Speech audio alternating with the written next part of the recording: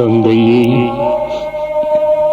உமது கரங்களில் என் ஆவியை ஒப்படைக்கிறேன்.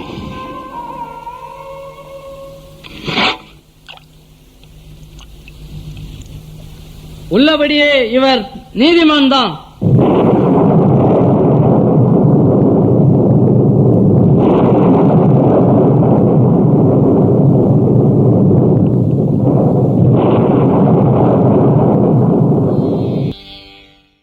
அல்லித்துறை கிறிஸ்து அரசர் கலைக்குழு வழங்கும் புண்ணியன் இவர் யார்? ஒளி காட்சி. பொற்பரன் இயேசுவின் திருவடிகட்கு எங்கள் முதற் காணிக்கை.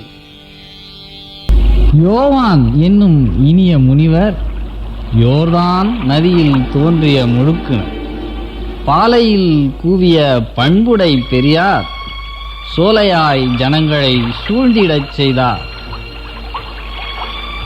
ஏசாயா என்னும் இறையுரையாளன் இறையனார் இங்கே எழுந்திட அவர்க்கே வழியொன்று அமைத்து வைப்பீர் என்றாலும் ஒளியென்றே உரைத்தான் அல்லவோ, அது நான்.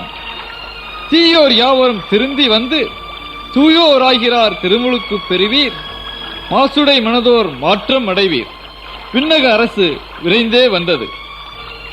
ஆபிரகாம் எங்கள் அன்பின் தந்தை, ஆதலால் பெறுவோம் மீட்பு என்றே ஆவலாய் துணிந்தே பாவத்தை பெருக்கும் மாந்தரே மாறி முழுகிட வாரீர். அடிமரத்தில் கோடாரியை ஆண்டவன் வைத்தனன், ஆதலால் கனிகொடாமரமெல்லாம் வெட்டுண்டு அவியா தீயில் எழுந்து அழிந்திடும். அழிவில் தப்பிட நீரில் மூழ்குவீர். என்னிலும் வல்லவர் எனக்கும் முன்னவர், அன்னவர் காலனி வாவரை மவிழ்த்திட அருகதை அற்றவன் அற்பன் நான், எளியவன். அவரென்றும் பெருக நான் நாளும் சிறுக, அவருக்கு நல்வழி ஆயத்தம் செய்வேன். உங்கள் கரத்தால் உலகம் முழுவதும் தூய திருமுழுக்கை நாடிடும் போது நான் தர தகுதியற்றவன் ஆயினேன். எனக்கும் நீரே திருமுழுக்கு தாரீர். இறைவன் வகுத்த எல்லா நியமமும் என்னில் நிறைவேற வேண்டும். ஆதலால் தடை செய்யாமல் தருவீர் பெரியீர், கொடையாக கொடுப்பீர் தூய திருமுழுக்கு.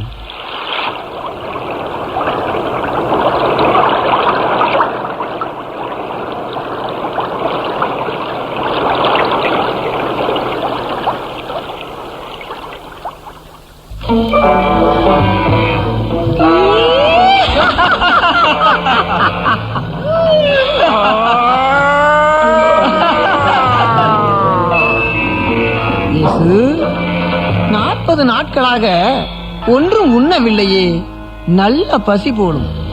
இன்னும் சாப்பிடாமல் இருந்தால் உம் உயிரே போய்விடும். நான் உமக்கு கொஞ்சம் உணவு கொண்டு வரட்டுமா? வேண்டாம் வேண்டாம், அதற்குள்ளே நீர் செத்தாலும் செத்து விடுவீர். ஆமா, உமக்குத்தான் புது வல்லமையை கடவுள் கொடுத்திருக்கிறாரே. உமது சொந்த நன்மைக்காக, பாதுகாப்பிற்காக அதை பயன்படுத்தலாமே.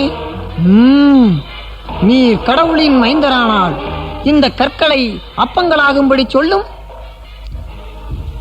மனிதன் வாழ்வது அப்பத்தினால் மட்டுமன்று, கடவுளின் திருவாயினின்று வரும் ஒவ்வொரு சொல்லாலும் உயிர் வாழ்வான் என்று திருநூலில் எழுதியுள்ளது. வேதத்தை நன்றாக கற்றிருக்கிறீரே. இதோ பார், நீர் இறைவனால் அனுப்பப்பட்ட மீட்பர் என்று கூறினால் மற்றவர்கள் உன்னை எப்படி நம்ப போகிறார்கள்? நாசரேத்தூர் தச்சனாகிய உன்னை இங்கு யாருக்கு தெரியும்? மக்கள் எல்லாரும் திகைத்து நிற்கும்படி ஓர் அற்புதத்தை செய்யும். அவர்கள் உன்னை அப்போது ஆர்ப்பரிப்புடன் ஏற்றுக்கொள்வார்கள். நீர் கடவுளின் மைந்தரானால் இந்த திருக்கோயில் உச்சியிலிருந்து கீழே குதியும். ஏனெனில் அவர் உம்மை குறித்து தம்முடைய தூதருக்கு கட்டளையிடுவார். உமது கால் கல்லில் படாதபடி அவர்கள் உம்மை தங்கள் கைகளில் தாங்கிக் கொள்வார்கள். திருநூலில் கூட எழுதியிருக்கிறதல்லவா? உன் கடவுளாகிய ஆண்டவரை சோதித்து பார்க்காதே என்பதும் திருநூலில் எழுதியிருக்கிறதே. ஓ, மிகவும் நன்றாக பதில் கூறுகிறீர். இவ்வுலகில் உள்ள ஏழைகளை பாரும். துன்பம், தொல்லை, கவலைகளால் நலிவுறும் மக்களை பாரும். இவர்கள் எல்லாரும் விடுதலை பெற உமது வருகைக்காக காத்து நிற்கின்றனர். உமது கையில் அதிகாரமும் வல்லமையும் இல்லை என்றால் இவ்வளவு பெரிய பிரச்சனையை சமாளிக்க உம்மால் முடியாது. நான் உமக்கு இனிய நண்பன்.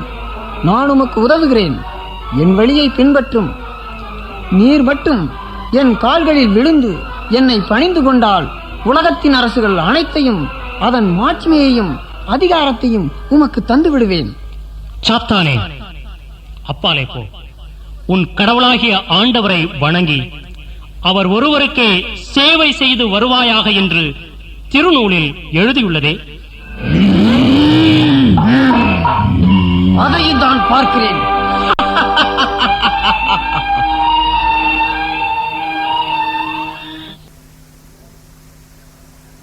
ரபி, யோவான் எங்களை உம்மிடம் அனுப்பினார். என் பெயர் அந்திரேயா, இவர் பிலிப்பு. நான் கப்பர்நகும் ஊருக்கு போகிறேன். நீங்களும் வருகிறீர்களா? கப்பர்நகும்கா, அதுதான் எங்கள் ஊர். அங்குதான் என் பெற்றோரும் சகோதரரும் இருக்கின்றனர். யோவான் முழுக்குனர் எங்கே இருக்கிறார்?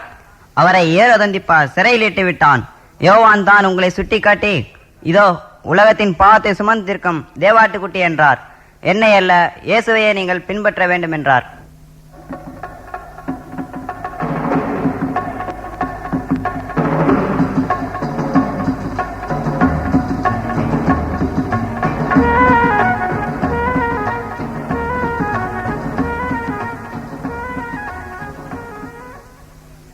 மகளே, திடன் கொள். உன்னிடத்தில் இருந்த அகந்தை, பொறாமை, ஆணவம், பொருளாசை, பெருமை, தீய ஒழுக்கம், பெரும் தீனி ஆகிய கொடிய 7 பெரும் பேய்களும் உன்னை விட்டு விலகின. புது வாழ்வும் பெருமகிழ்ச்சியும் பெறுவாயாக. ஐயா, நான் இதுவரை உயிரோடு இருந்தும் செத்துப்போன வாழ்வு வாழ்ந்து கொண்டிருந்தேன். எனக்கு புது உயிரும் புது வாழ்வும் கொடுத்து விட்டீர்கள். இனி உங்களது திருவடியே எனக்கு தஞ்சம். இறைவனை தேடிக் கொண்டிருக்க இறைவன் உன்னை தேடுகிறார். வருந்தி உழைத்து சுமை சுமப்போரே, நீங்கள் எல்லாரும் என்னிடத்தில் வாருங்கள். நான் உங்களுக்கு இளைப்பாறுதல் தருவேன்.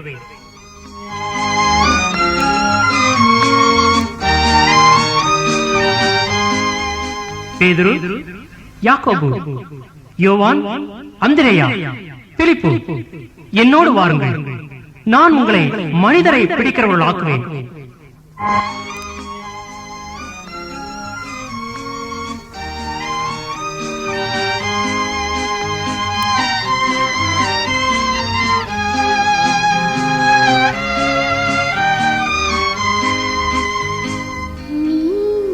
இறைவனை தேடிக் கொண்டிருக்க இறைவன் உன்னை தேடுகிறான்.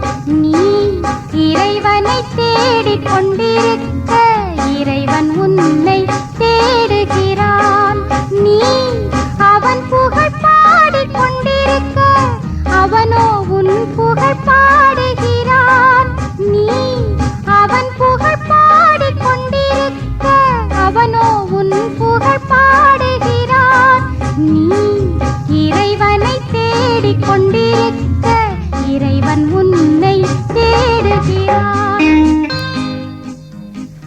சகேயு, சீக்கிரமாய் இறங்கி வா. நான் இன்று உன் வீட்டில் தங்க வேண்டும்.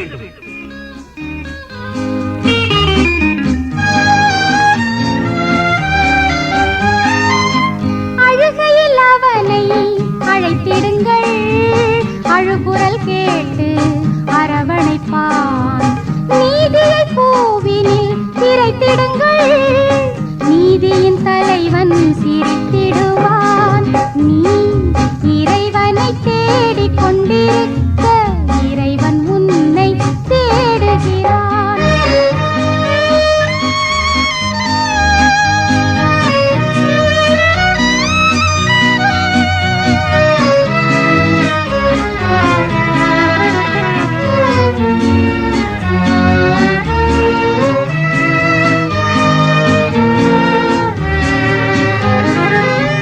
இரக்கம் கொண்ட நெஞ்சினிலே இனிமை பொழிந்திட வந்திடுவார்.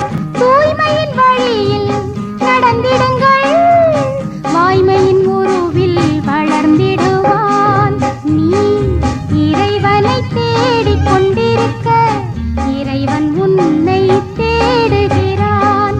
நீ அவன் புகழ் பாடிக் கொண்டிருக்க, அவனோ உன் புகழ் பாடுகிறான். நீ இறைவனை தேடிக் கொண்டிருக்க, இறைவன் உன்னை தேடுகிறான். யூதாஸ், எங்கே செல்கிறீர்கள்? நம் அனைவருக்கும் தேவையான நாளைய உணவை வாங்குவதற்காக செல்கிறேன். அப்பப்பா, பணப்பையை என்னிடம் கொடுத்தது போதும். ஒவ்வொரு நாள் உணவுக்காகவும் நான் படாத பாடுபட வேண்டியிருக்கிறது. ஏன் அப்படி சொல்கிறாய்? நமக்குத்தான் சிலர் விருந்துக்கு அழைத்து உணவு கொடுத்து விடுகின்றனர். சில வேளைகளில் பட்டினி கூட இருந்திருக்கிறோமே. யோவான், நாம் ஏன் பட்டினி கிடக்க வேண்டும்? நீதான் சில வேளைகளில் பணப்பை காலி என்று கையை விரித்து விடுகிறீரே. ஆமாம், நமக்கு இவ்வளவு வருமானம் வரும்போது எப்படி பணப்பை காலியாகி விடுகிறது? அந்திரேயா, யோக்கியதையாய் பேசு. அப்படியானால் பையில் போடும் பணத்தை நான் திருகிறேன் என்கிறாயா? இல்லை யூதாஸ், நான் அப்படி சொல்லவில்லை, நீதான் அப்படி சொல்கிறாய். இதோ பார், நான் பணப்பொறுப்பை வைக்கும் திறமையை கண்டு ஆண்டவரே பாராட்டி இருக்கிறார். அது மட்டுமா, அவர் தமது அரசை அமைக்கும் போது என்னைத்தான் நிதியமைச்சராக வைப்பார், தெரியுமா? சரிதான் போயா. ஆண்டவர் எங்களுக்கு நெருங்கிய உறவினர். எங்கள் அம்மாவும் அவரது அம்மாவும் சகோதரிகள். அதனால் அவரது அரசில் நான் அவரது வலது பக்கத்திலும், என் அண்ணன் யாக்கோபு அவரது இடது பக்கத்திலும் அமரப் போகிறோம். அப்படி அருள் செய்யும்படி கேளுங்கள் என்று எங்கள் அம்மா சொல்லி அனுப்பியிருக்கிறார்கள். நீங்கள் எங்கே வந்தால் எனக்கு என்ன? முழு அரசின் நிதி பொறுப்பும் என்னுடையதுதான். அதை மட்டும் எனக்கு கொடுக்காவிட்டால் நடப்பதே வேறு. என்னையா செய்வீர்? நாங்கள் இருவரும் அவரது இரு பக்கத்திலும் இருப்போம். அதாவது நான் முதலமைச்சர், என் தம்பி உதவி அமைச்சர், எல்லா பொறுப்பும் எங்களுடையதான். வாருங்கள், அங்கே என்ன செய்து கொண்டிருக்கிறீர்கள்? ஆண்டவர் இங்கு தமது ஊழியத்தை முடித்துவிட்டு எரிகோ சொல்ல பயணப்பட்டு விட்டார். உங்கள் மூவரையும் காணாமல் காத்து கொண்டிருக்கிறார். பேதுரானே, இந்த யூதா சொல்வதை கேளுங்க. அது அப்புறம் கேட்கலாம். சீக்கிரம் வாங்க. இப்போது புறப்பட்டால்தான் இருட்டுவதற்குள் எரிகோ செல்ல முடியும். அதன் பிறகு அப்பாதையில் செல்வது புத்திசாலித்தனம் அல்ல. அப்பாதையில் திருடர் பயம் அதிகம்.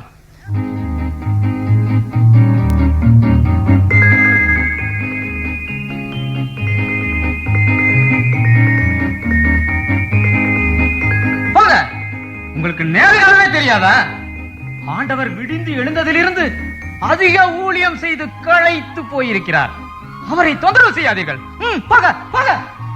அம்மா, 2 நாளா இந்த ஊர்ல தானே இருந்தோம். அப்ப எங்க போனீங்க?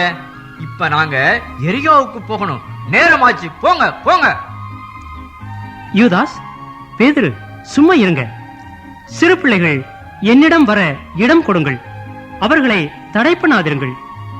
அம்மா, அந்த குழந்தை கொடு.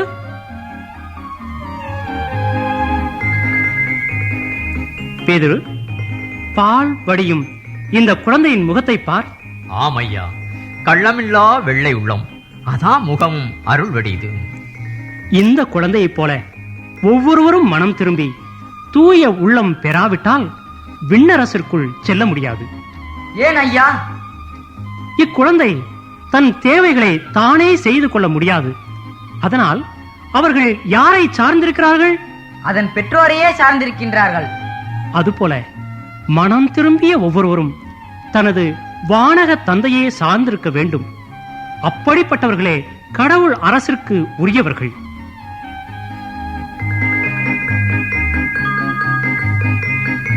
இந்த குழந்தையை பாருங்கள். இது உயர்ந்த இடத்தையோ மேலான பதவியையோ நாடுவதில்லை. இந்த குழந்தையைப் போல தன்னை தாழ்த்துகிறவனே உயர்த்தப்படுவான். தன்னைத்தான் உயர்த்துகிறவன் எவனும் தாழ்த்தப்படுவான். உங்களில் தலைவனாக இருக்க விரும்புகிறவன் எல்லாருக்கும் பணியாளனாக இருக்க வேண்டும். கள்ளமில்லா இந்த உள்ளங்களை தீய வழியில் நடத்துகிறவர்களுக்கு ஐயோ, அவர்கள் அதிக தண்டனை பெறுவார்கள்.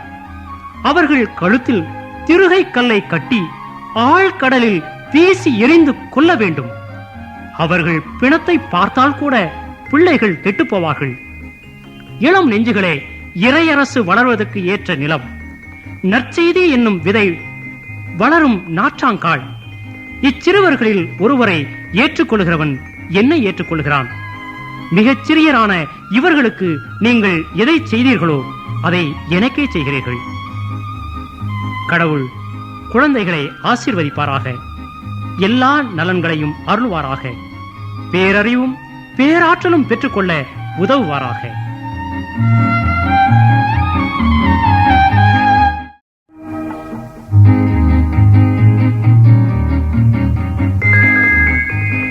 அவர்கள் வந்து விட்டார்கள்.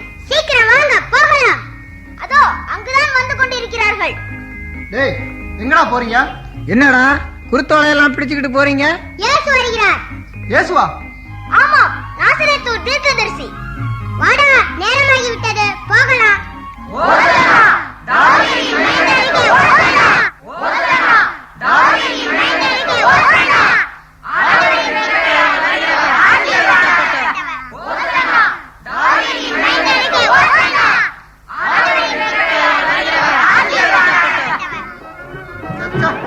என்ன இரைச்சல்! இவன் தாவீதின் மைந்தனாமே, இவன் தான் மேசியாவா? இறை படிப்புரை. ஓய் போதகரே, உம்முடைய சீடரை அதட்டி வையும். இவர்கள் அமைதியாயிருந்தாலும் இந்த கற்களே ஆரவாரம் செய்யும். இதை தெரிந்து கொள்ளுங்கள்.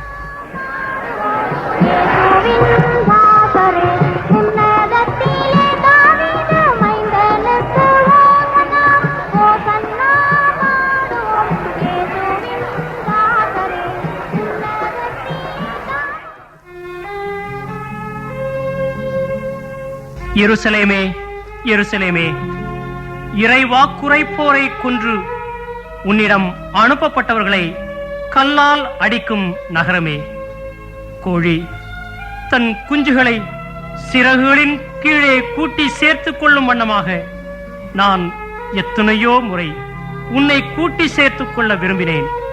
ஆனால் உங்களுக்கோ விருப்பமில்லாமல் போயிற்று. இந்த நாளிலாகிலும் உன் சமாதானத்திற்கு ஏதுவானவற்றை நீ அறிந்திருந்தாயானால் எவ்வளவோ நலமாயிருக்கும்.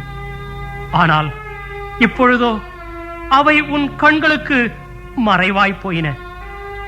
உனக்கு ஒரு காலம் வரப்போகிறது. அக்காலத்தில் உன் பகைவர்கள் உன்னை சூழ்ந்து உன்னை நெருக்கி உன்னையும் உன் பிள்ளைகளையும் அடியோடு அழித்து உன்னில் கல்லின் மேல் கல் இராதபடி செய்வார்கள். ஏனென்றால் கடவுள் உன்னை தேடி வந்த வேளையை நீ அறிந்து கொள்ளாமல் போனாய்.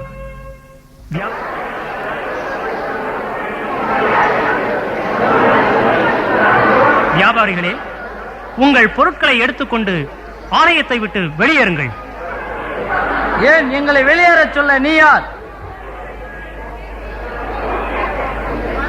என் வீடு ஜெப வீடு என்று திருநூலில் எழுதியுள்ளது. நீங்களோ அதை கொள்ளைக்காரரின் குகையாக்குகிறீர்கள். பொய்யா, உன் வேலையை போய் பார். நாங்கள் வரி கட்டிவிட்டு பிரதான ஆசாரியாரின் அனுமதியுடன் தான் விற்கிறோம். போங்கள். வெளியேறுங்கள். இங்கே யாரும் இருக்கக்கூடாது. வெளியேறுங்கள்.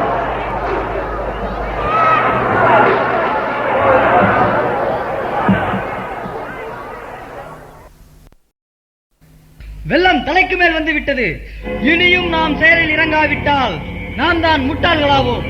ஆம் பிரபு, இவன் லாசுவை உயிரோடு எழுப்பினான் என்று ஒரு கதையை கட்டிவிட்டுக் கொண்டிருக்கிறார்கள்.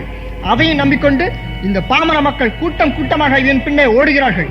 பணக்காரன் பின்னையும் பைத்தியக்காரன் பின்னையும் 10 பேர் என்பது போல இவன் பின்னையும் செல்லுகிறார்கள் அறிவில்லாத மக்கள். அவன் எதையாவது செய்யட்டும், மக்கள் கூட்டம் எப்படியாவது போகட்டும், அதனால் நமக்கென்ன? ஆனால் நம் காரியத்திலேயே தலையிட ஆரம்பித்து விட்டானே. ஆட்டை கடித்து மாட்டை கடித்து கடைசியில் மனிதனையை கடிக்க ஆரம்பித்து விட்டான். ஆம் பிரபு, ஆலயத்தில் அவன் பண்ணின அக்கிரமம் கொஞ்சமா நஞ்சமா? நமது வியாபாரிகளுக்கு பெருத்த நஷ்டம். அவர்கள் இவனுக்கு பயந்து கொண்டு வியாபாரம் செய்யவே ஆலயத்துக்கு வர மறுக்கிறார்கள். இதனால் நமக்கு மாபெரும் நஷ்டம். இவன் ஒரு சந்தர்ப்பவாதி. தனக்கு இருக்கும் மக்கள் பலத்தை கொண்டு ஒரு சேனையை உருவாக்கி தன்னையே அரசனாக்கிக் கொள்வான் என்று நினைக்கிறேன். அப்படி அவன் அரசனானால் முதலாவது பிரதான ஆசாரியரையும் நம்மையும் தான் கைது செய்து சிறையிலிட்டு துன்புறுத்துவான். அது மட்டுமா, பிரதான ஆசாரியரை பதவியில் இருந்து விலக்கிவிட்டு வேறொருவனை நியமித்து விடுவான். நமது அதிகாரம், அந்தஸ்து, வருமானம் அத்தனையும் இவன் கெடுக்கிறான். எனவே இவனை இனிமேல் விட்டு வைக்க கூடாது. தந்திரமாய் பிடித்து கொலை செய்து விட வேண்டும். அதை செய்வதுதான் எப்படி என்று நான் சிந்தித்துக் கொண்டிருக்கிறேன். பிரபு, அவர்களது சீடரில் ஒருவன் எனது நண்பன். அவன் பெயர் யூதாஸ். அக்கூட்டத்தின் பணப்பொறுப்பே அவனிடம்தான் இருக்கிறது. அவனது உதவியை நாடுவோமா? போயும் போயும் அவனது சீடன் உதவியா நாட வேண்டும். ஏயா, நம்ம திட்டம் நாசமாக வேண்டும் என்று இந்த யோசனையை கூறுகிறீரா? இல்லை இல்லை, அதிலும் ஒரு தந்திரம் இருக்கிறது. முள்ளை முள் கொண்டு எடுக்க வேண்டும். அவனை அவன் சீடரை கொண்டே அழிக்க வேண்டும். மாமா கூறுவதுதான் சரி. அவனிடம் என்ன பொறுப்பு கொடுக்கப்பட்டிருப்பதாக சொன்னாய்? அவன்தான் அக்கூட்டத்துக்கே பொருளாளர். எல்லா காசும் கணக்கும் அவனிடம்தான் இருக்கிறது. மேலும் இயேசு உண்டாக்கும் அரசிலும் அவனே நிதி அமைச்சராக வர வேண்டும் என்று எதிர்பார்க்கிறான். ஓ, பொருளாளரா? நிதி அமைச்சராக வேண்டும் என எதிர்பார்க்கிறாரா? நாம் எல்லோரும் பணத்தில் இருந்துதான் சாறு பிடிவோம். ஆனால் பொருளாளர்கள் மட்டும் மனிதனை பிழிந்தே சாறு எடுப்பார்கள். இவனை தூண்டிவிட்டால் போதும், இயேசுவையே பிழிந்து சாறு எடுத்து விடுவார். உடனே போய் அவனை அழைத்து வாருங்கள். அவன் இங்கே வந்ததும் அவனிடம் தந்திரமாய் பேசி இயேசு தனியாக இருக்கும் நேரத்தில் அவரை பிடித்துக் கொடுக்கும்படி கேட்கலாம். அவன் பிடித்துக் கொடுக்க வேண்டாம் மாமா, காட்டி கொடுத்தாலே போதும். பிறகு நமது ஆலய காவலர்கள் அவனை பிடித்துக் கொள்வார்கள். அவனுக்கு இனிய வார்த்தைகள் கூற வேண்டும். இச்செயலுக்கு சிறந்த பரிசு தருவதாக ஆசை காட்ட வேண்டும். ஏன்? நமது ஆலயத்திற்கு பொருளாளராக ஆக்கி விடுவோம் என்றே கூறுவோமே. என்ன, அவனை பொருளாளராக்குவதா? பிரபு, அப்பதவியை எனக்கல்லவா தருகிறேன் என்று வாக்களித்திருக்கிறீர்கள். அவனுக்கு ஒரு ஆசை வார்த்தை தான். காரியம் முடிந்த பின் அவனை யார் திரும்பி பார்க்க போகிறார்கள்? அருமையான யோசனை. பிரபு, இயேசுவின் சீடன் யூதாஸ் வந்திருக்கிறார். உள்ளே வரச் சொல்.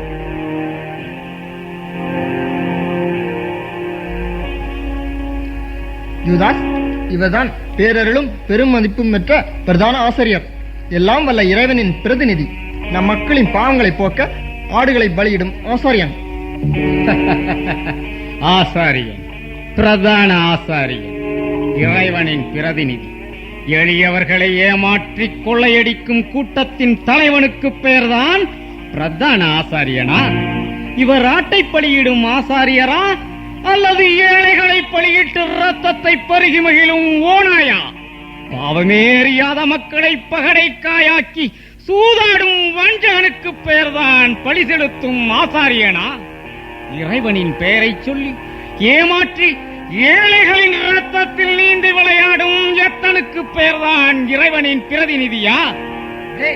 வாயை மூடு. பிரதான ஆசாரியரிடம் இப்படியா பேசுவது? பணிவுடன் பேசு. பொறுமை, பொறுமை. நண்பர் நல்ல உள்ளமுடையவர். நன்மையே நடக்க வேண்டும் என்பதில் நாட்டம் கொண்டவர். இவர் பேசுவதிலிருந்து 2 காரியங்கள் விளங்குகின்றன. முதலாவது, இவர் சிறந்த பக்தர், யெகோவாவின் இனிய அடியவர். இரண்டாவது, இவர் நம்மை தவறாக எண்ணிக்கொண்டிருக்கிறார். ஆமாம், யாரோ சிலர் வேண்டுமென்றே நம்மை பற்றி இவருக்கு தவறாக கூறியிருக்கின்றனர். நல்ல நிலத்தில் களை போல இவரது நல்ல உள்ளத்திலே நச்சு விதையை தூவி இருக்கின்றனர். உங்கள் மாய்மால பேச்சுகளிலே மயங்குவதற்கு நான் ஒன்றும் பேதை அல்ல, கிளுகிழுப்பையை கண்டு ஏமாறும் குழந்தையும் அல்ல. உங்கள் நயவஞ்சகத்தை நன்றாய் அறிந்தவன், அதற்கு முடிவு கட்ட துடிப்பவன். நல்லது எது, கெட்டது எது, நயம் எது, வஞ்சகம் எது, உண்மை எது, பொய் எது, அசல் எது, போலி எது என்று ஆய்ந்து தெரிய வேண்டுமானால் நாம் அவசரப்படவோ ஆத்திரப்படவோ கூடாது. நண்பரே, சற்று பொறுமையுடன் நாங்கள் கூறுவதை கேளுங்கள். நாங்கள் கூறுவது தவறென்றால் நீங்கள் சொல்வதை நாங்கள் கேட்கிறோம். அது மட்டுமல்ல, நாங்கள் எல்லோருமே உங்களுடன் சேர்ந்து இயேசுவின் சீடராகவே மாறிவிடுகிறோம். விந்தையாக இருக்கிறது உங்கள் தந்திர பேச்சு. யூதாஸ், உன் குருவானவரை பற்றி எங்களுக்கு சில சந்தேகங்கள். நீங்கள் தெளிவுபடுத்திவிட்டால் நாங்கள் அவரை பின்பற்றுவதில் எங்களுக்கு தடையே இல்லை. சந்தேகமா? கேளுங்கள். அவருக்கு உற்ற சீடனாக அத்தனையையும் தீர்த்து வைக்கிறேன். இயேசுதான் மேசியா என்பதை நம்புகிறாயா? ஆம், உறுதியாக நம்புகிறேன். மோசே முனிவர் முதற்கொண்டு அத்தனை தீர்க்கரும் முன்மொழிந்த மேசியா இயேசுதான். இதில் என்ன உங்களுக்கு சந்தேகம்? அப்படியானால் அவர்தானே நம்மை ரோம் அடிமை தளத்திலிருந்து விடுவிக்கப் போகிறவர்? ஆம், அவரே அல்லாமல் வேறொருவராலும் நமக்கு விடுதலை இல்லை. அப்படியானால் அவர் போருக்கு உங்களை எல்லாம் ஆயத்தப்படுத்திக் கொண்டிருக்கிறாரா? போரா? அதற்கு ஆயத்தமா? என்ன யூதாஸ், ஒரு பேதையை போல கேட்கிறாய்? ரோமர்களின் வல்லரசை முறியடிக்க வேண்டுமானால் நமக்கு ஒரு வலிமை வாய்ந்த படை இருக்க வேண்டாமா? தாவீது அரசன் இறைவனின் தாசன். அவர் பெரும்படையை திரட்டி சூழ இருந்து நம்மை ஒடுக்கிய பெலிஸ்தியர், அமலேக்கியர் முதலானோரை முறியடித்து கடவுளின் அரசை நிறுவவில்லையா? அவருடைய குமாரனாகிய கிறிஸ்து அதைவிட பலம் வாய்ந்த ஒரு படையை உருவாக்கினால்தான் ரோமர்களை முறியடிக்க முடியும். ஆமாம், ஆனால் அவர் எங்களை அதற்கு ஆயத்தப்படுத்தவில்லையே. சரி சரி, அவர் என்னமோ சீக்கிரத்தில் செத்து போய் விடுவேன் என்று போதிக்கிறாராமே. ஆமாம், கடவுள் அரசை உண்டாக்க வேண்டியவர் செத்து போய்விட்டால் அதை எப்படி உண்டாக்க முடியும்? அதற்கு முன்னையே உண்டாக்கி விடுவார். யூதாஸ், உன் வெள்ளை உள்ளம் பொல்லா கருத்தின் விளைநிலமாகிவிடக் கூடாது. உன் இறை பக்தி போலிகளின் புகலிடமாகிவிடக் கூடாது. உன் குரு தன்னையே காத்துக்கொள்ள முடியவில்லை, தன்னை கொன்று விடுவார்கள் என்றும் தான் மறித்து விடுவேன் என்றும் ஆஞ்சுகிறார். தன்னைத்தானே காத்துக்கொள்ள முடியாதவரா நம் அனைவரையும் காக்கும் மேசியாவாக போகிறார் அவர். பொறு, அவசரப்படாதே. அவர் அப்படியே ஒரு அரசை நிறுவினாலும் அதில் உனக்கு முக்கிய பொறுப்பு கொடுப்பார் என நீ நினைக்கிறாயா? ஆம், அத்தனை சீடர்களிலும் அவர் என்னை நம்பி என்னிடம்தான் பணப்பொறுப்பை தந்திருக்கிறார். அது உள்நோக்கத்துடன் கொடுக்கப்பட்டது. உன்னை ஓர் கருவேப்பிலையாகத்தான் போயிருக்கிறார். உன் ஆதரவை கொண்டு வெற்றி பெற்ற பின் உன்னை உதறி விடுவதே அவர் நோக்கம். இல்லை இல்லை, என் குரு அப்படி ஒருபோதும் செய்ய மாட்டார். யுவதாஸ், நான் 4 சுவர்களுக்குள் தான் இருக்கிறேன். ஆனால் உங்கள் நடவடிக்கைகள் அத்தனையும் எனக்கு தெரியும். யயிர் வீட்டில் அவரது மகளை உயிருடன் எடுப்பச் செல்லும் போது 3 சீடர்களை மாத்திரம் அழைத்து சென்றாராமே, அவர்கள் யார்?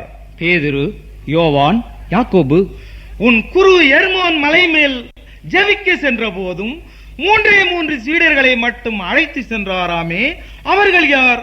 அதே மூவர்தான், பேதுரு, யோவான், யாக்கோபு. யூதாஸ், உன் குரு உன்னைத்தான் அதிக நம்புகிறார் என்றாயே. உன்னை விட்டு அந்த மூவருக்கு மாத்திரமே அதிக முக்கியத்துவம் கொடுத்திருக்கிறாரே, அது ஏன்? அது எனக்கு தெரியாது. நான் சொல்லுகிறேன் கேள். இவர்கள் அவருடைய நெருங்கிய உறவினர்கள். வரும் அரசில் அவர்களுக்கு தான் முதலிடம், பொறுப்பு, அதிகாரம், பதவி எல்லாம். காரியம் முடிந்தவுடன் உன்னை கை கழுவி விடுவார்கள்.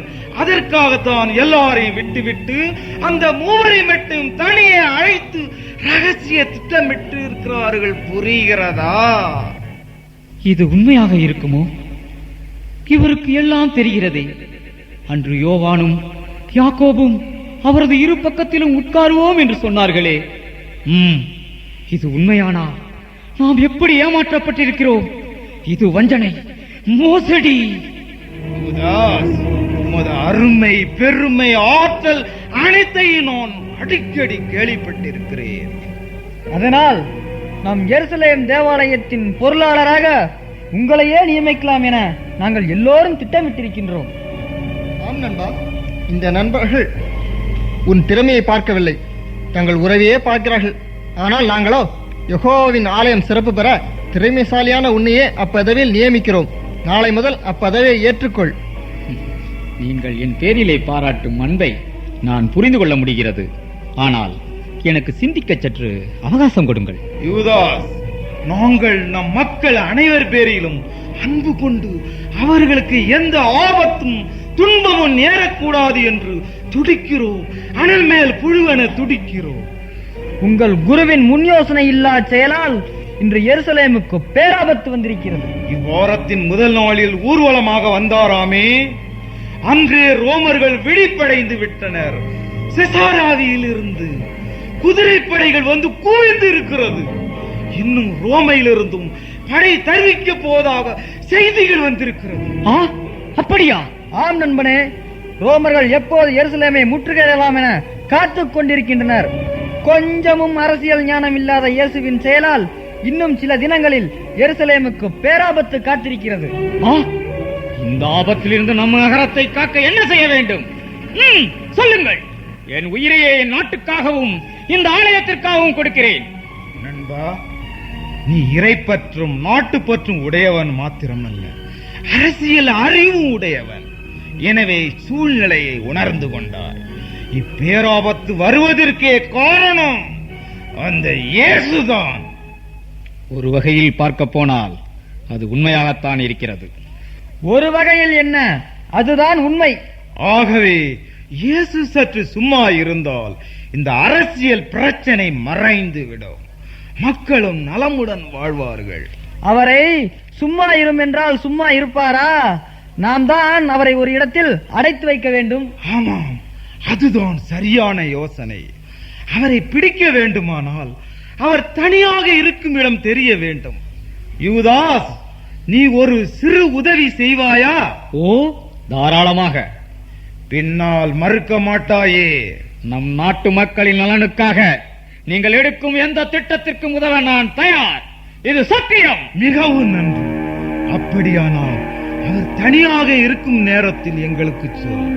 நாங்கள் அவரை பிடித்துக் கொள்கிறோம். எப்படியும் அவரால் இப்போது பிரச்சனை வரக்கூடாது. அவர் இரவு நேரத்தில் கெத்செமனே தோட்டத்தில் தனியே ஜெபம் செய்வார். அப்போது அவரை பிடித்து விடலாம்.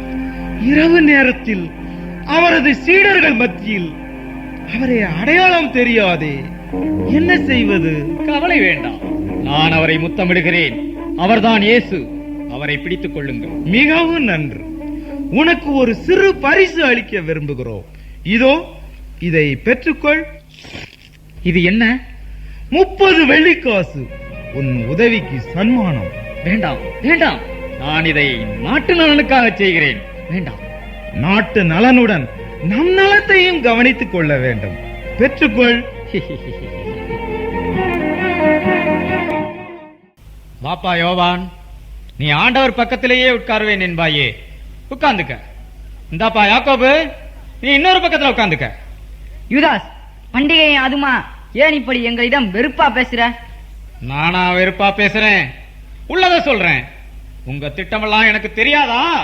பஸ்கா பண்டிகை புனிதமானது. அதை நமது ஆண்டவருடன் இந்த ஆண்டு கொண்டாட நாம் பாக்கியம் செய்தவர்களாக இருக்க வேண்டும். நீ இப்படி நடந்து கொள்கிறாயே, என்ன உனக்குள் சாத்தான் புகுந்து விட்டானா? அமைதலா இருங்கள், ஆண்டவர் வருகிறார்.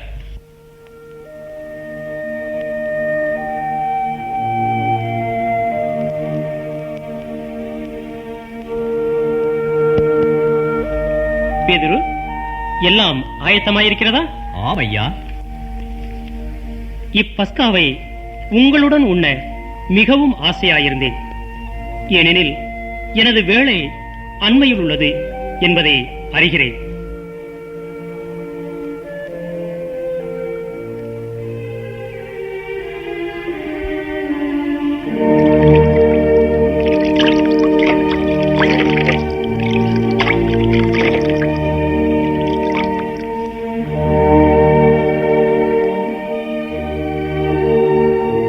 ஆண்டவரே, போதகரே, நீர் என் பாதங்களை கழுவதா? முடியாது, முடியாது. ஒரு நாளும் நான் இடம் கொடுக்க மாட்டேன். நான் உன்னை கழுவாவிட்டால் உனக்கு என்னோடு எவ்வித உறவும் இல்லை. அப்படியானால் என் பாதங்களை மட்டுமல்ல, என் கைகளையும் தலையும் கூட கழுவும் ஆண்டவரே. குளித்து தூய்மையாய் இருக்கிறவன் தன் பாதங்களை மாத்திரம் கழுவினால் போதும். ஏன், நீங்கள் அனைவரும் தூய்மையாகத்தான் இருக்கிறீர்கள். ஆனால் எல்லாரும் தூய்மையாய் இல்லை. நீங்கள் என்னை போதகர் என்றும் ஆண்டவர் என்றும் தானே அழைக்கிறீர்கள்? ஆமா ஆண்டவரே. இதை நான் உங்களுக்கு ஒரு முன்மாதிரியாய் செய்து காட்டினேன். ஆனால் ஆண்டவரே, நீர் ஒரு அடிமையைப் போல எங்கள் பாதங்களை கழுவினீரே. உங்கள் ஆண்டவரும் போதகருமான நானே உங்கள் பாதங்களை ஒரு அடிமையைப் போல் கழுவினேன் அல்லவா? நீங்களும் ஒருவர் மற்றவருடைய பாதங்களை கழுவ வேண்டும். ஆண்டவரே, பந்தியில் இருப்பவனா பணிவிடை செய்பவனா, யார் பெரியவன்? உங்களில் இவ்வகையான பாகுபாடுகள் இருக்கக்கூடாது. உங்களில் பெரியவன் சிறியவனாக இருக்க வேண்டும். தலைவனாய் இருக்க விரும்புகிறவன் எல்லாருக்கும் பணிவிடை செய்கிறவனாயும் இருக்க வேண்டும். இதை ஒருபோதும் மறந்துவிடக்கூடாது. எங்கள் கடவுளாகிய ஆண்டவரே, நிலத்தை ஆசீர்வதித்து தானியத்தை விளையச் செய்கிறவரே, நீர் துதிக்கப்படத்தக்கவர். இது உங்களுக்காக அளிக்கப்படும் என் உடல். இதை என் நினைவாக செய்யுங்கள். எங்கள் கடவுளாகிய ஆண்டவரே, நிலத்தை ஆசீர்வதித்து திராட்சை கனிகளை தந்தவரே, நீர் துதிக்கப்படத்தக்கவர். இத்திராட்ச ரசம் எனது இரத்தத்தினால் ஆகும் புதிய உடன்படிக்கை. இதை பருகும் போதெல்லாம் என் நினைவாக செய்யுங்கள். என்னை காட்டிக் கொடுப்பவன் இதோ என்னோடு அமர்ந்திருக்கிறான். என்னோடு ஒரே தட்டில் உண்ணுகிறான். ஆண்டவரே, நீ சொல்வது யார்? நானோ நானோ நானோ நானோ நானோ நானோ அப்பத்துண்டை யாருக்கு தோய்த்து கொடுக்கிறனோ அவன்தான்.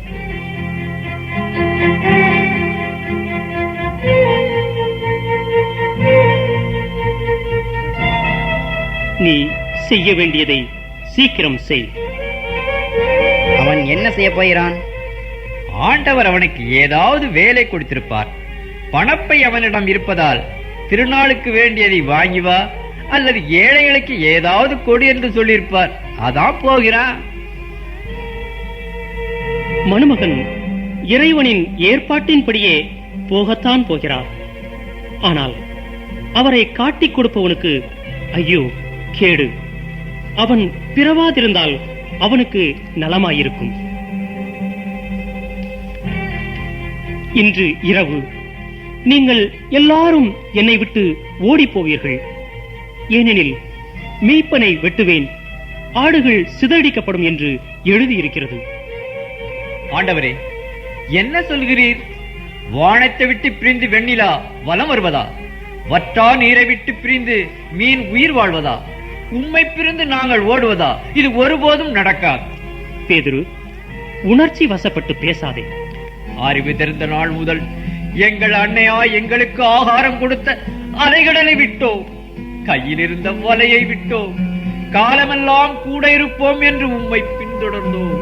கருத்தை கவர்ந்தெடுத்தோம், சொற்களால் கட்டுண்டோம், பாசம் என்னும் நேசக்கயிற்றால் பிணைப்புண்டோம். இனி மரணம் வந்தாலும் எங்களை உம்மிடந்து பிரிக்க முடியாது.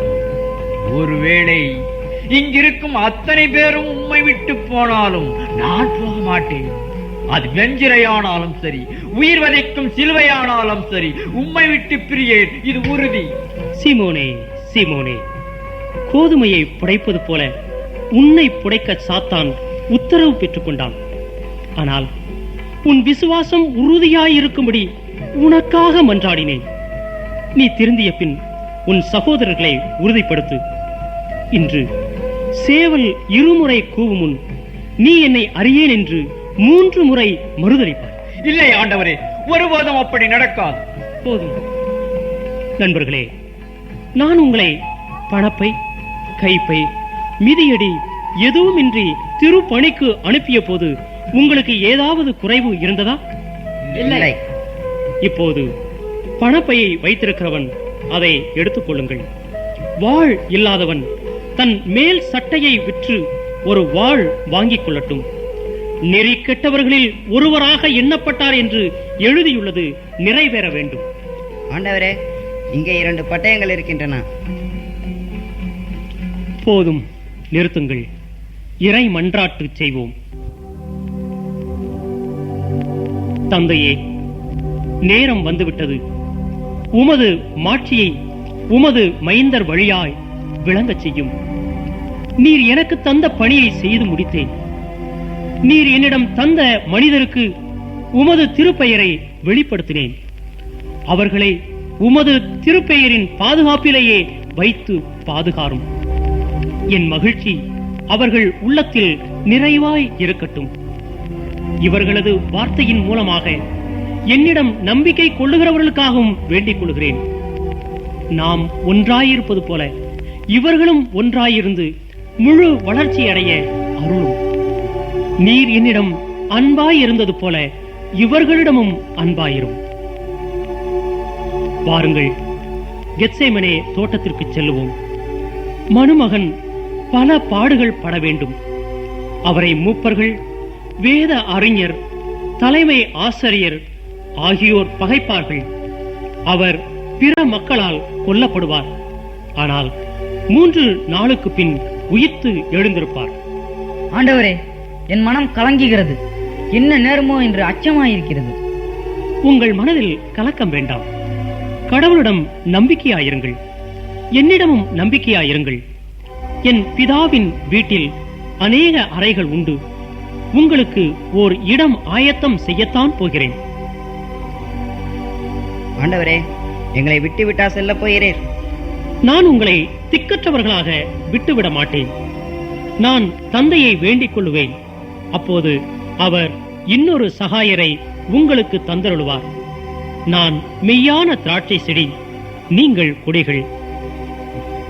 என்னிலே நிலைத்திருங்கள். மிகுதியான கனி கொடுப்பீர்கள். நான் உங்களில் அன்பாயிருப்பது போல நீங்களும் ஒருவரில் ஒருவர் அன்பாயிருங்கள். இதுவே நான் தரும் புதிய நெறி.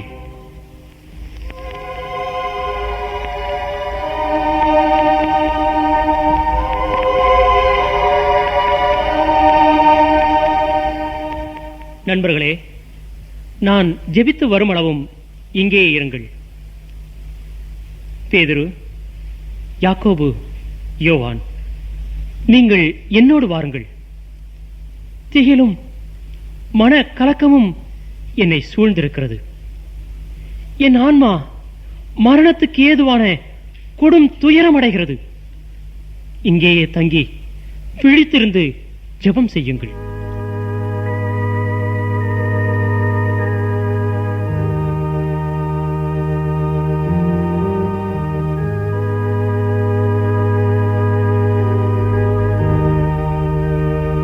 அப்பா, தந்தையே, அனைத்தும் உம்மால் ஆகும்.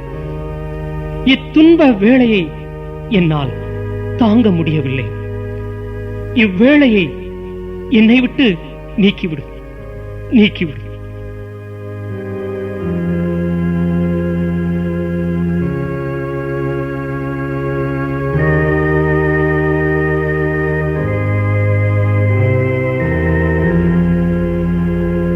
சீமோனே, தூங்குகிறாயா? 1 மணி நேரம் விழித்திருக்க உன்னால் முடியவில்லையா? ஆவி உற்சாகம் உள்ளதுதான். உடலோ வலுவற்றது.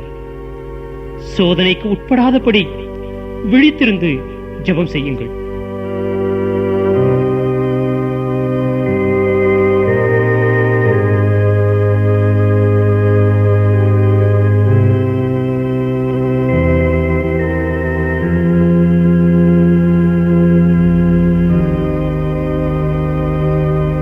தந்தையே, உமக்கு விருப்பமானால் இத்துன்பக் களத்தை என்னிடமிருந்து அகற்றியருளும். இக்கசப்பான துன்ப பாத்திரத்தில் நான் பானம் பண்ணத்தான் வேண்டுமா? இந்த கசப்பான களத்தை என்னிடமிருந்து அகற்றியருளும்.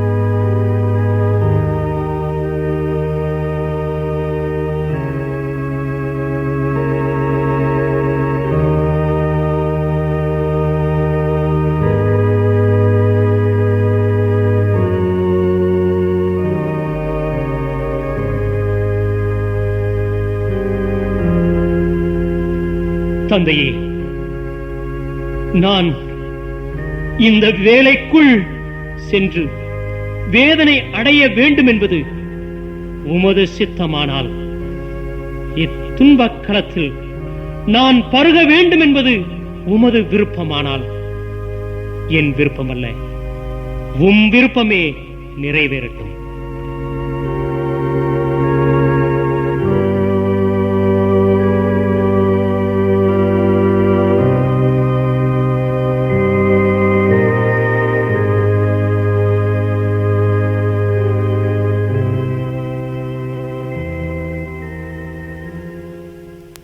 இன்னும் தூங்கி இளைப்பாறுகிறீர்களா?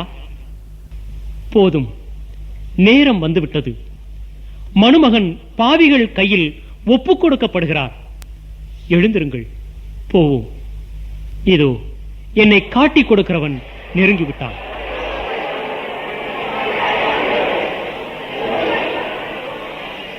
ரபி, நீர் வாழ்க. யூதாசே, முத்தமிட்டா மணமகனை காட்டிக் கொடுக்கிறாய்? யாரும் அவரை தொடாதீங்க. ஐயோ, காதை வெட்டிட்டானே. பேதுரு, உன் வாளை உரையில் போடு. வாளை எடுத்தவன் வாழ்வு வாளினாலேயே முடிவடையும். திருடனை பிடிப்பது போல தடியோடும் வாளோடும் வந்திருக்கிறீர்களே. நான் தினமும் கோயிலில் தானே இருந்தேன். அப்போது என் மேல் கை போடவில்லையே. இது உங்கள் நேரம், இருள் ஆட்சி புரியும் நேரம். இவனை கைது செய்யுங்கள். என்னை பிடிப்பதானால் என் சீடர்களை விட்டுவிடுங்கள். இவர்களை விட்டுவிடுங்கள். இவனை மட்டும் கைது செய்து தலைமை ஆசாரியிடம் இழுத்து வாருங்கள்.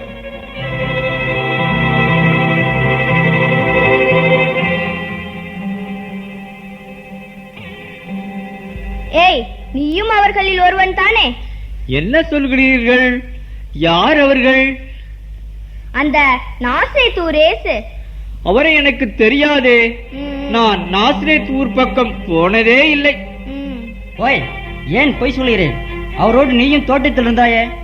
தோட்டமா? எனக்கு தெரியாதே. எந்த தோட்டத்தை சொல்கிறீர்கள்? ஓய், நீர் கலிலேயன் தானே? உன் பேச்சே தெரியுதே, பொய் சொல்லாதே. ஐயோ ஐயோ, அந்த இயேசு யாருன்னு எனக்கு தெரியவே தெரியாது.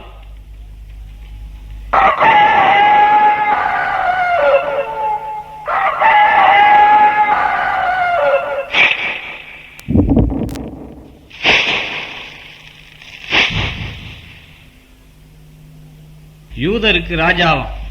ஆளப்பாரு.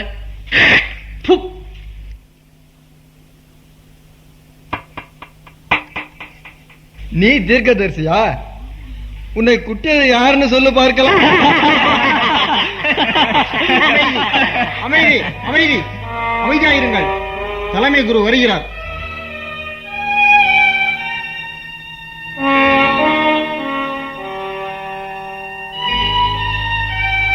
பிரபு, நம் தந்தை ஆபிரகாம் தோற்றுவித்த சமயத்தையே சாய்க்க துணிந்தவன் மோசே முனிவரால் கொடுக்கப்பட்ட தூய சட்டங்களை அளிக்க வந்தவன் இதோ வகையாய் சிக்கிக் கொண்டான். இவன் கூறிய இறைப்பழி சொல் ஒன்றா இரண்டா? பாவங்களை மன்னிக்கிறானாம். இவன் என்ன கடவுளா? தானே இறைமைந்தன் என்று தம்பட்டம் அடித்துக் கொண்டான். தக்க சமயத்தில் நாங்கள் இவனை பிடிக்காவிட்டால் மக்களை திசை திருப்பி ராஜாவாகி இருப்பான். புரட்டுபதேசத்தால் நாட்டை கெடுத்த புரட்டன், இச்சக வார்த்தைகளால் மக்களை ஏய்த்த எத்தன், நஞ்சினம் கொடிய வஞ்சகன், இவன் இனியும் உயிரோடு இருக்கலாகாது. தீர்ப்பிடுங்கள், இவனை தீர்த்து கட்டிவிடுகிறோம். ஆணிவேர் இல்லா மரம், அஸ்திவாரம் இல்லா வீடு காற்றுக்கு நிற்காது. ஆதாரம் இல்லாத குற்றச்சாட்டுக்கள் நீதிமன்றத்தில் நிற்காது. ஆதாரத்துடன் கூறுங்கள் குற்றச்சாட்டை, கடுமையாக தண்டிப்போம் இவனை. ஒருவனுடைய குற்றத்திற்கு தான் தண்டனை நிர்ணயிக்கப்படும். முதலில் இவனை பொறுத்து சட்டத்தையே மாற்றுவோம். இவனுக்கு தண்டனையை நிர்ணயிக்கிறேன். அதற்கு ஏற்றவாறு குற்றத்தை இவன் மேல் சுமத்துங்கள். இவனுக்கு ஏற்ற தண்டனை மரண தண்டனை தான். மக்கள் மத்தியில் குழப்பத்தை உண்டாக்கி ரோம அரசுக்கு எதிராக புரட்சியை தூண்டி விடுகிறோம். இவனை நம்பி மக்கள் புரட்சியில் குதித்தால் அவர்கள் நிலை என்னவாகும்? ரோம வீரர்களின் வாளுக்கு இரையாவார்கள். எனவே மக்கள் எல்லாரும் அழிவதை காட்டிலும் மக்களுக்காக ஒருவன் மடிவது நலம். நீ மக்களிடையே என்ன உபதேசம் செய்தாய்? சொல். உன் சீடர்கள் யார்? அவர்களை கொண்டு என்ன செய்ய திட்டமிட்டு இருக்கிறாய்? சொல். நான் மறைவாக ஒன்றும் பேசவில்லையே. கோயிலில் ஜெப கூட்டங்களில் எல்லாருக்கும் வெளிப்படையாகத்தான் உபதேசித்து வந்தேன். என்னிடம் ஏன் கேட்கிறீர்? என் மீது குற்றம் சாட்டியவர்களிடமே விசாரியும், அவர்களுக்கு தெரியுமே. மரியாதையாக பேசு. தலைமை குருவிடம் இப்படியா பேசுவது? நான் பேசியது தவறாயிருந்தால் என்ன தவறு என்று காட்டு.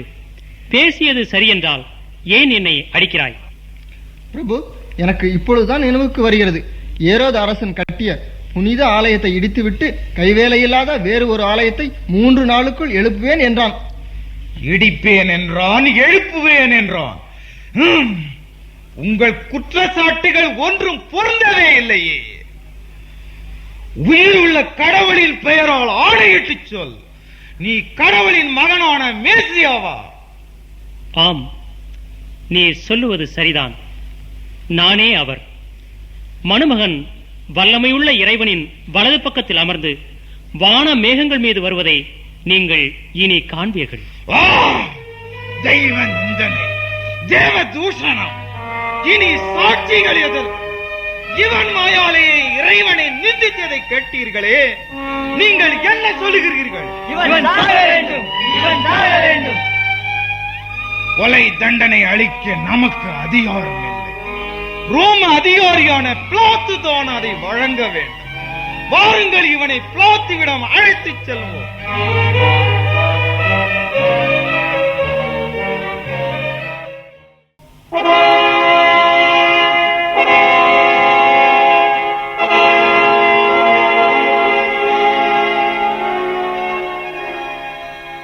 யார் இவன்?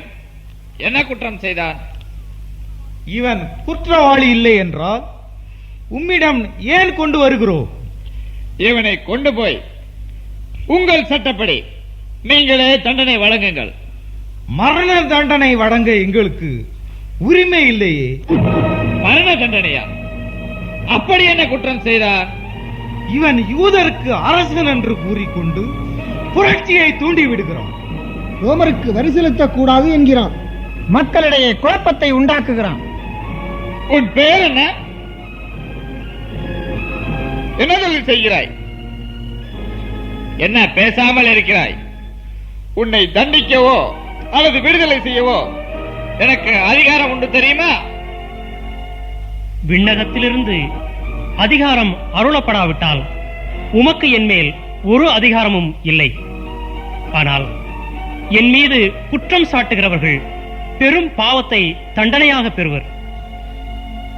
நீ யூதனுக்கு அரசனா? அவர்கள் கூறுவதை நம்புகிறீரா? உமக்கே தெரியவில்லையா? நான் என்ன யூதனா?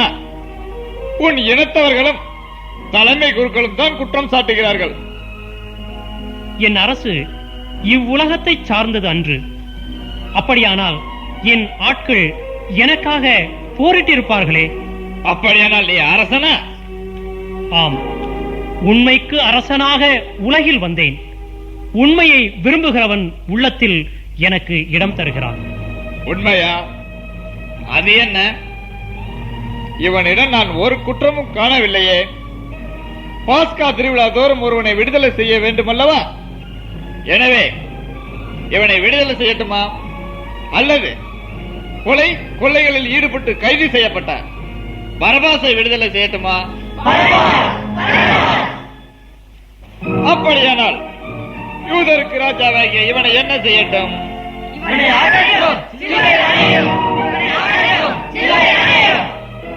ஏன் இவன் என்ன குற்றம் செய்தான்?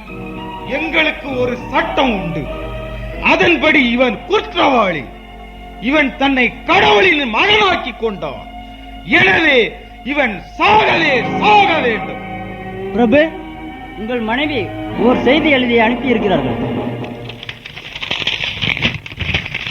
இந்த நீதிமானை விசாரணை செய்யும் போது மிகவும் எச்சரிக்கையுடன் இருந்து நியாயமாக தீர்ப்பு கூறுங்கள்.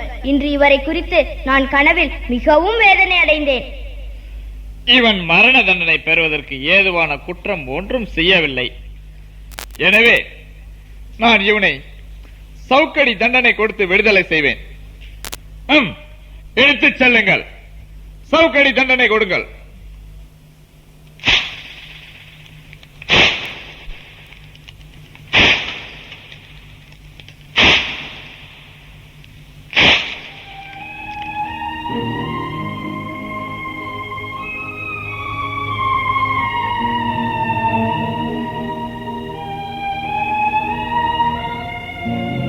இதோ இந்த மனிதன்.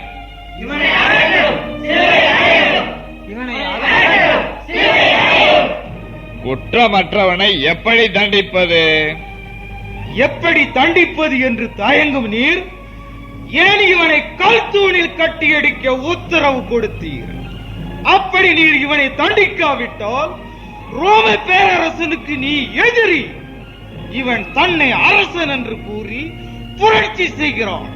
அப்படி இருக்க நீர் இவனை தண்டிக்காவிட்டால் நாங்கள் உம்மை பற்றி பேரரசனுக்கு புகார் செய்வோம்.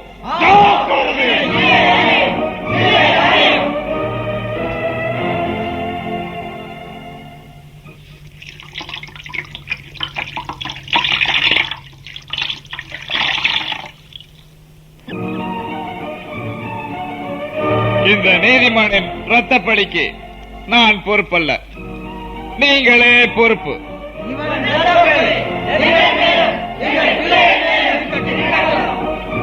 இவருக்கு மரண தண்டனை விதிக்கிறேன். சிலுவையில் அறைந்து கொள்ள ஆணையிடுகிறேன்.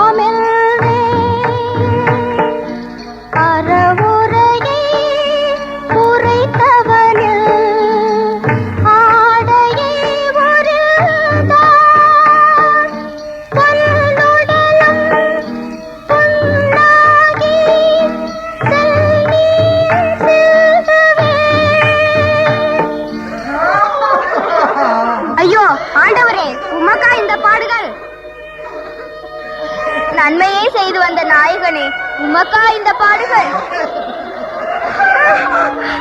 எருசலேமின் பெண்களே, நீங்கள் எனக்காக அழ வேண்டாம். உங்களுக்காகவும் உங்கள் பிள்ளைகளுக்காகவும் அழுங்கள்.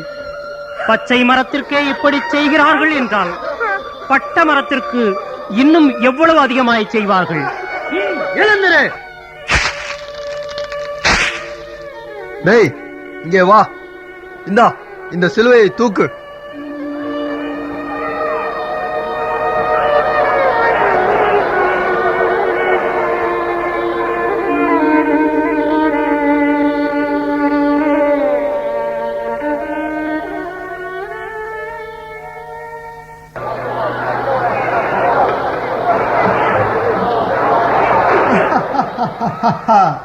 கடைசியில் உன் முடிவு இதுதானா? ஆலயத்தை இடித்துவிட்டு 3 நாட்கள் கட்டுவேன் என்று அகந்தை பேசினாயே, இப்பொழுது உன்னையே நீ காப்பாற்றிக்கொள். மந்திர வார்த்தைகளால் மக்களை மயக்கியவனே, நீ கடவுளின் மகனானால் சிலுவையிலிருந்து இறங்கி வா பார்க்கலாம். இவன் பிறரை காப்பாற்றினான், ஆனால் தன்னையே காப்பாற்றிக் கொள்ள முடியவில்லை. பாவம். நானே கடவுளின் மகன், நானே கடவுளின் மகன் என்றானே, பொய்யன். இவன் கடவுளின் மகனானால் கடவுள் இப்போது வந்து இவனை காப்பாற்றி இருக்க மாட்டாரா?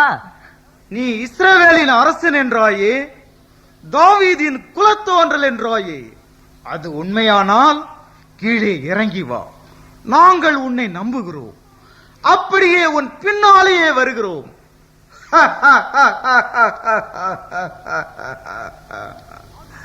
அது முடியுமா? அது உண்மையாக இருந்தால்தானே.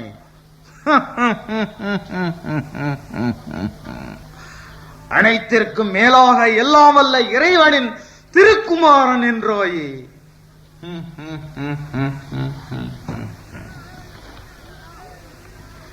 எல்லா வேலையும் முடிந்து விட்டதா? ஆம் பிரபு. அவரது ஆடைகளை பங்கிட்டுக் கொள்ளலாம், வாருங்கள்.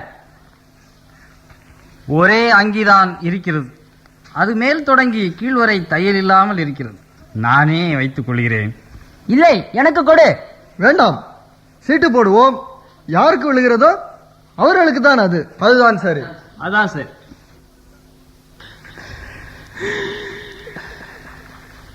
தந்தையே,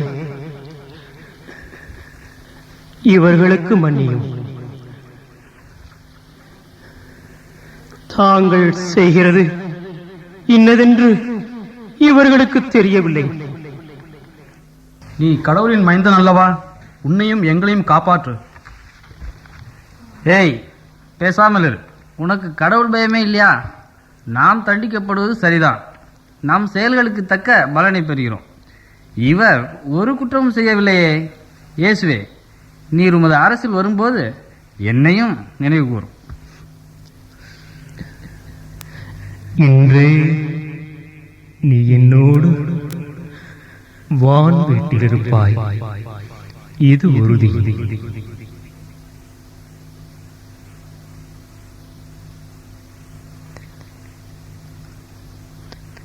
அம்மா, இதோ உன் மகன்.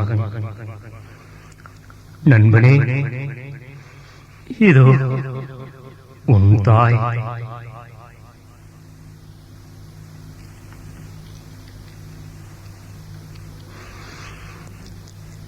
என் கடவுளே, என் கடவுளே, ஏன் என்னை கைவிட்டு?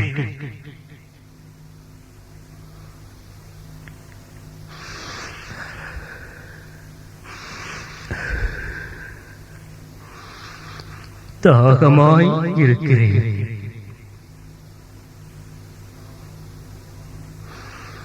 எல்லாம் முடிந்தது.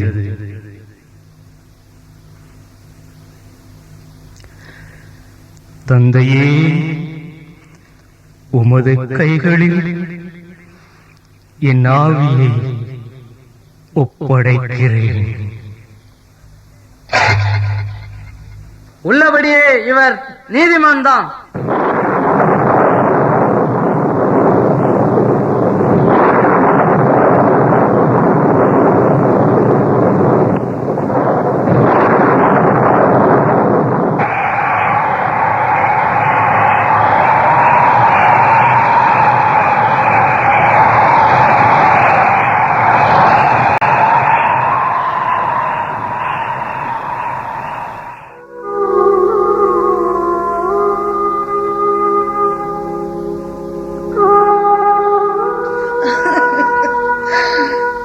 அம்மா, அழாதீர்கள்.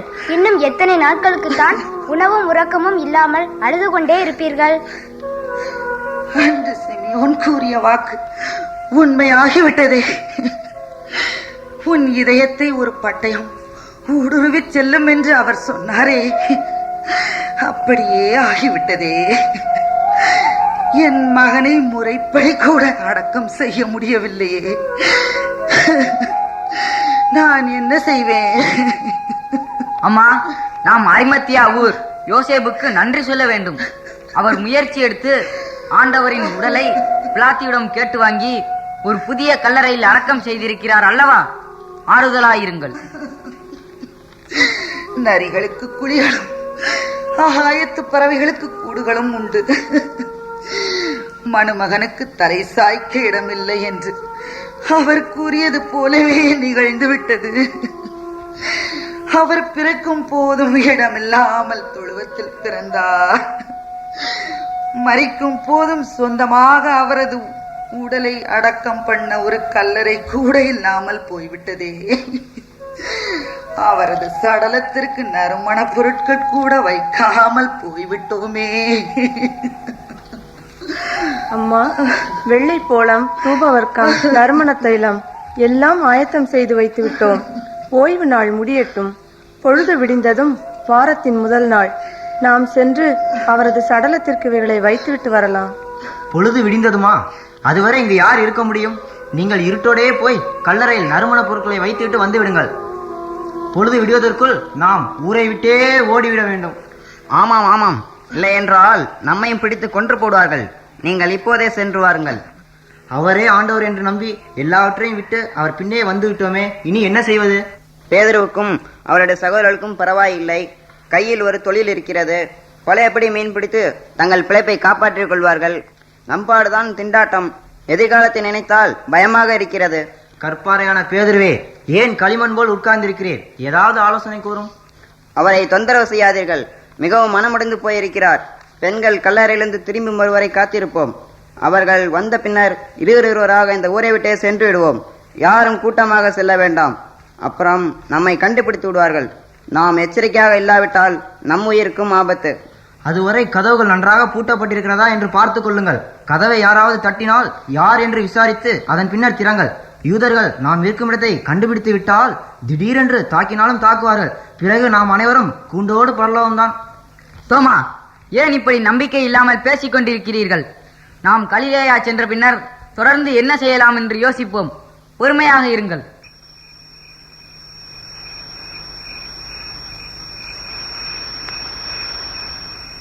அண்ணே, என்ன அண்ணே, இந்த கல்லறைக்கு முன்னாடி எத்தனை நாளைக்கு தான் காவல் காக்குறது? இன்னையோட 3 நாள் ஆகுதுண்ணே. நம்ம தலைமை குரு எப்படியும் காலையில வந்து பாப்பாரு. அதுக்கப்புறம் அவர்கிட்ட கேட்டுட்டு வீட்டுக்கு போயிடலாம். என்ன, கல்லறையில பேய் பிசாசு இருக்கும்னு சொல்றாங்களே, அது நெசந்தானா? அப்பா, அது கல்லறையில தான் இருக்கணும்னு இல்லை. நம்ம மனசு பொல்லாததா இருந்தா அது நமக்குள்ளே வந்து இருக்கும். அது என்னமோ நெசந்தானே. இப்ப செத்து உள்ள இருக்கார இயேசு, அவரு கூட அந்த மாதிரி நிறைய பேர்கிட்ட இருந்து பிசாசுங்களை துரத்துனாராமே.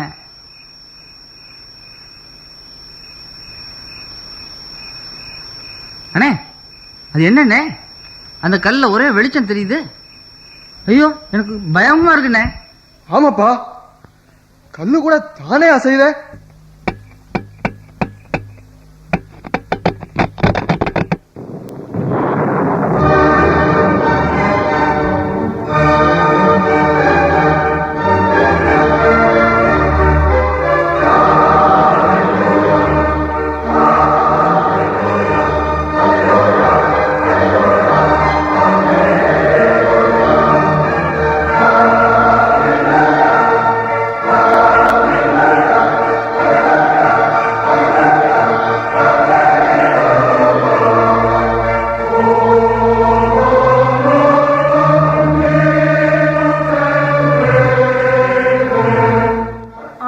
கல்லறையின் முன்னே வைக்கப்பட்டிருந்த கல் மிகவும் பெரியதாயிற்றே. நமக்காக யார் அதை புரட்டி தள்ளுவார்கள்? ஆ, கல் புரட்டப்பட்டிருக்கிறதே. ஆமாம் ஆமாம். ஐயோ, ஆண்டவரின் உடலை காணோமே. ஐயோ, என் மகனை கொன்றார்கள். இப்போது அவரது உடலையும் திருடி சென்று விட்டார்களே. நான் என்ன செய்வேன்? உயிருள்ளோரை இறந்தோரிடையே தேடுவானேன், அவர் இங்கே இல்லை.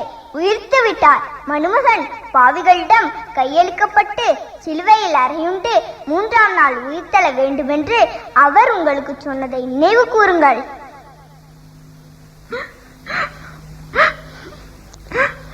அம்மா, ஏன் அழுகிறாய்? யாரை தேடுகிறாய்? ஐயா தோட்டக்காரரே, இங்கு என் ஆண்டவர் இயேசுவை அடக்கம் செய்திருந்தோம். இப்போது காணவில்லை ஐயா. நீர் அவரை தூக்கி கொண்டு போயிருந்தால் அவரை என்னிடம் கொடுத்துவிடும். மரியாளே, போதுகிறே. இப்போது என்னை தொடாதே. நான் மேலே எழும்பி இன்னும் என் தந்தையிடம் செல்லவில்லை. என் சகோதரிடம் போய் சொல், என் தந்தையும் உங்கள் தந்தையும் என் கடவுளும் உங்கள் கடவுளும் ஆகியவரிடம் நான் மேலே எழும்பி செல்கிறேன் என்று அவர்களுக்கு சொல்.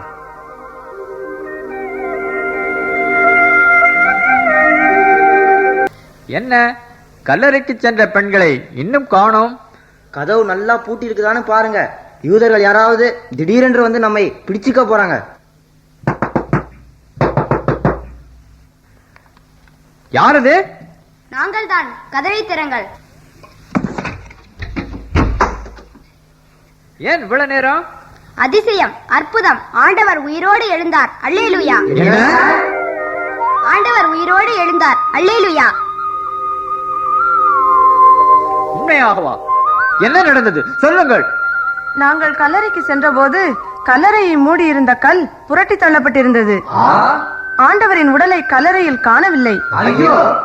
ஆனால் வெண்ணொளி வீசும் உடையணிந்த இருவர் தோன்றி அவர் உயிரோடு எழுந்து விட்டார், அவர் உங்களோடு இருக்கும்போது சொன்னபடியே உயிர்த்து விட்டார் என்று கூறினார்கள். நான் கல்லறையில் நின்று அழுது கொண்டிருந்தேன். அப்போது ஆண்டவர் தோன்றி நான் உயிர்த்தெழுந்து விட்டேன் என்று உங்களுக்கு அறிவிக்க சொன்னார். என்ன, காலையில் கனவேதும் கண்டீர்களா அல்லது கல்லறையில் பயந்துவிட்டு வந்து உளறுகிறீர்களா? பெண்கள் இருட்டோட கல்லறைக்கு போனதே தப்பு. இல்லை, நாங்கள் சொல்வதை நம்புங்கள். அவர் உயிர்த்து விட்டார், இது உண்மை. நீங்கள் யாரையோ தோட்டக்காரனை பார்த்து மிரண்டிருக்கிறீர்கள். நான் அவருடைய கைகளில் ஆணிகளால் உண்டான தழும்பில் என் விரலை விட்டு அவர் விழாவில் என் கையை வைத்தாலே ஒழிய நம்பவே மாட்டேன். உங்களுக்கு சமாதானம். உங்களுக்கு சமாதானம். என் தந்தை என்னை அனுப்பினது போல நானும் உங்களை அனுப்புகிறேன். தூய ஆவியரை பெற்றுக் கொள்ளுங்கள். எவர்களுடைய பாவங்களை மன்னிக்கிறீர்களோ அவர்களுக்கு அவை மன்னிக்கப்பெறும். எவர்களுடைய பாவங்களை மன்னியாது விடுகிறீர்களோ அவர்களுக்கு அவை மன்னிக்கப்படாது. தோமா, இங்கே வா. இதோ என் கைகள். உன் விரலை விட்டுப்பார். இதோ என் விலா. உன் கையை போட்டுப்பார். நம்பிக்கையற்றவனாய் இராதே, நம்பிக்கை உள்ளவனாய் இரு. என் ஆண்டவரே, என் கடவுளே, என்னை கண்டதால் நீ விசுவாசம் கொண்டாய். காணாமல் விசுவாசம் கொள்ளுவோர் பேறு பெற்றவர்கள். விண்ணிலும் மண்ணிலும் எல்லா அதிகாரமும் எனக்கு அளிக்கப்பட்டிருக்கிறது. நீங்கள் போய் எல்லா இனத்தவரையும் சீடராக்குங்கள். தந்தை, மைந்தன், தூய ஆவியரின் திருப்பெயரால் அவர்களுக்கு திருமுழுக்கு கொடுத்து நான் உங்களுக்கு கட்டளையிட்ட அனைத்தையும் அவர்கள் கடைபிடிக்கும்படி போதியுங்கள். இதோ நான் உலக முடிவு வரை எந்நாளும் உங்களோடு இருக்கிறேன்.